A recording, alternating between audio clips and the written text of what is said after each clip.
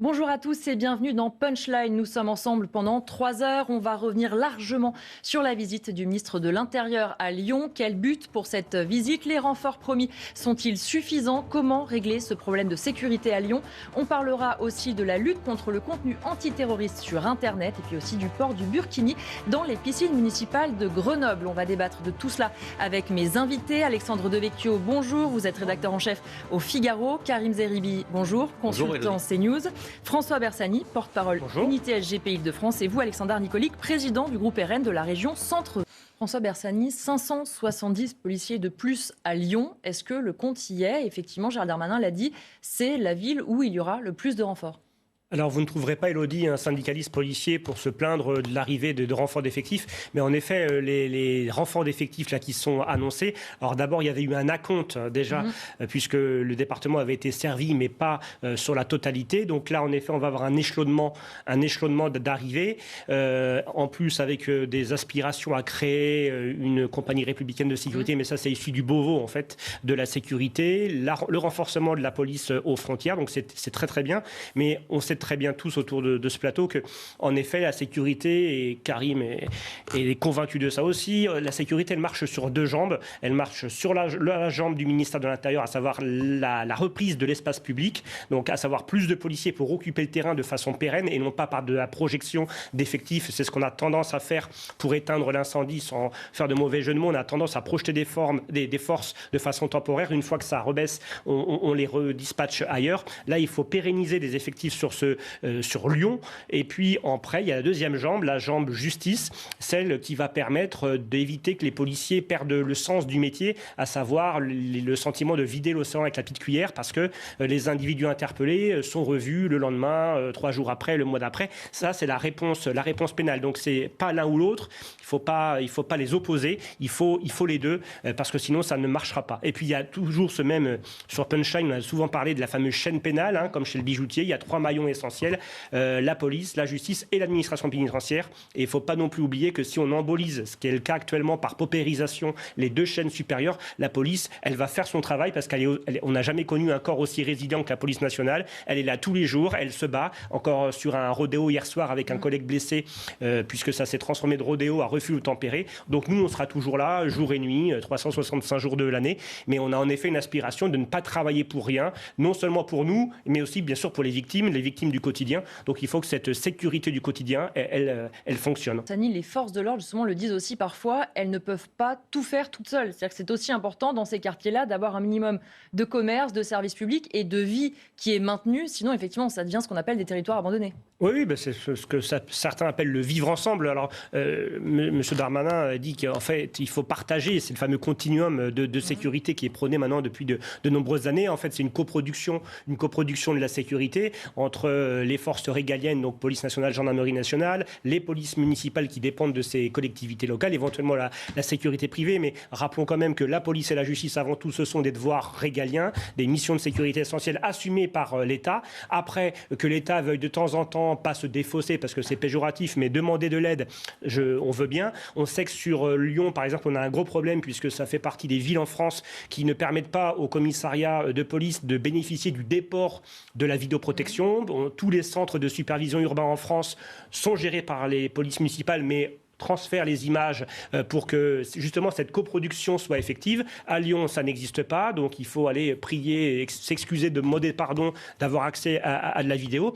Donc ce genre, en effet, de réticence, elle doit être levée on a un ministre de l'Intérieur, on a un responsable aux collectivités locales, enfin un secrétaire d'État. Ça, c'est ce travail politique qu'il faut mener avec les maires. Que le maire ne veuille pas gonfler sa police municipale et la fait travailler que le matin, pourquoi pas, il estime que les finances ne lui permettent pas d'avoir une police municipale H24.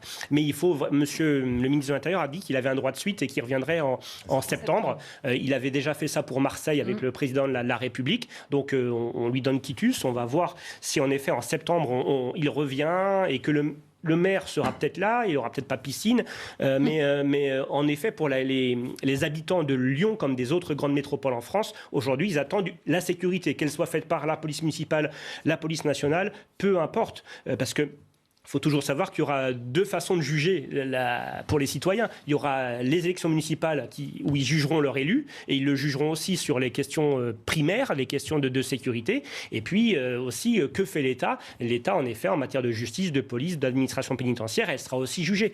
Donc nous, on n'est pas du tout réticents à une coproduction de la sécurité privée. On l'a vu sur le Stade de France, parfois, ça fonctionne mal. Donc il faut améliorer le système, il ne faut pas jeter le bébé avec l'eau du bain. Mais nous, on est réticents, mais on n'est pas réticents justement à ce que la police municipale entre dans la danse, mais il n'est pas question qu'on se déleste aussi et qu'on confère toute l'activité sécurité publique à la police municipale. Elle serait aussi débordée.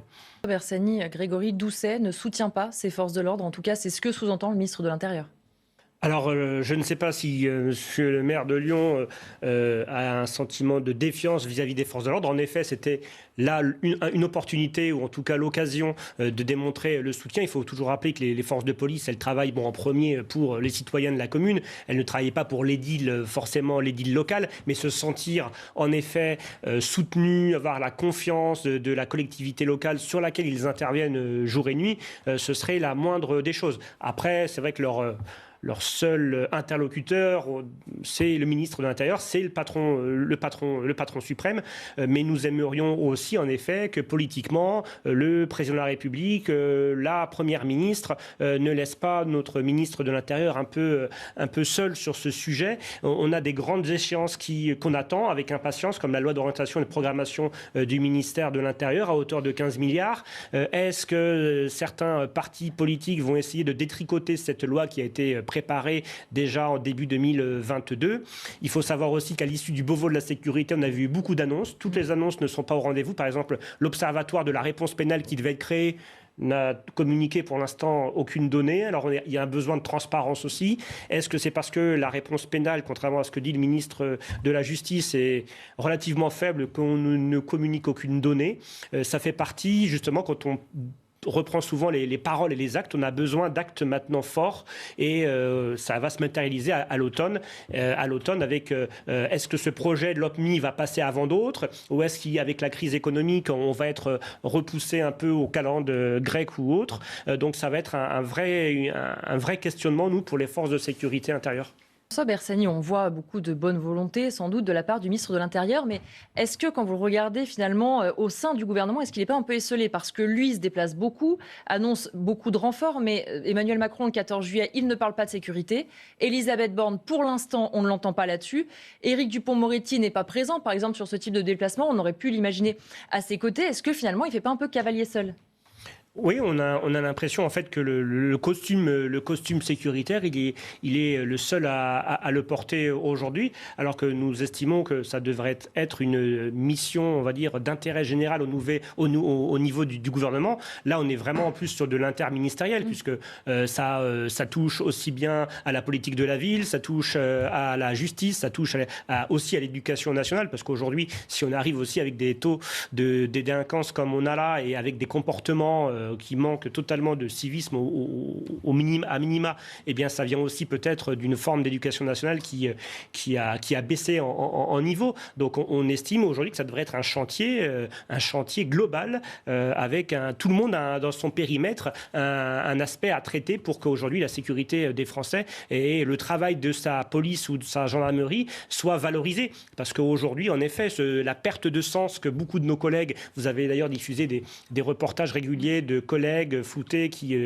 s'expriment sur la difficulté du métier, la vocation. Aujourd'hui, demain, le 1er août, lundi, on devait incorporer 1000 policiers adjoints en école de police qui avaient réussi les examens. Seuls 500 ont accepté de rentrer en école parce que les 500 autres se sont dit bon, à quoi bon peut-être aller me ramasser mortier, projectile pour une reconnaissance faible. Donc si aujourd'hui on a 50% de recul devant l'obstacle, comme en équitation, là, quand le cheval décide de piler devant les haies, c'est un vrai problème. Et pour ça, il faut en effet que le pouvoir exécutif prenne la vachette par les cornes, parce qu'aujourd'hui, on a un manque, on a beaucoup de communication, on est dans l'ultra-com, mais on n'est pas dans l'ultra-action. Maintenant, on peut l'espérer pour la rentrée. à ces entreprises? En appliquant cette future loi éventuelle qu'on le saura, moi je voudrais quand même rappeler qu'on a eu un attentat sur le département sur lequel je parle, les Yvelines, l'attentat contre Samuel Paty. On va en parler. On sait pertinemment que cette propagande en ligne, cette haine en ligne ou cette propagande pour je crois que c'était l'État islamique, en effet a conduit à la mort d'un professeur. Alors on a versé de grandes larmes de crocodile sur tous les bancs et dans tous les partis politiques. Ce serait aujourd'hui pour le moins singulier qu'un parti s'oppose à une loi qui approfondissent ce qui existe déjà avec les modérateurs sur les plateformes. Aujourd'hui, on a des modérateurs qui vont vous supprimer des comptes parce que vous avez une photo d'une personne nue ou pour des choses qui sont un peu plus anodines que de la propagande terroriste. Donc ce serait dommageable. Après, vous avez des services de police comme la plateforme Pharos qui dépend de la direction centrale de la police judiciaire qui déjà œuvre sur ce sujet de la haine en ligne et de la propagande, entre autres, terroriste. Donc il faut aider ces services de police, il faut aider la DGSI et c'est un arsenal juridique qu'il faut muscler, qu'il faut compléter. La liberté d'expression, c'est toujours un parapluie facile à ouvrir, mais on a quand même connu des crises et des attentats. Il faut un moment que certains ouvrent les yeux.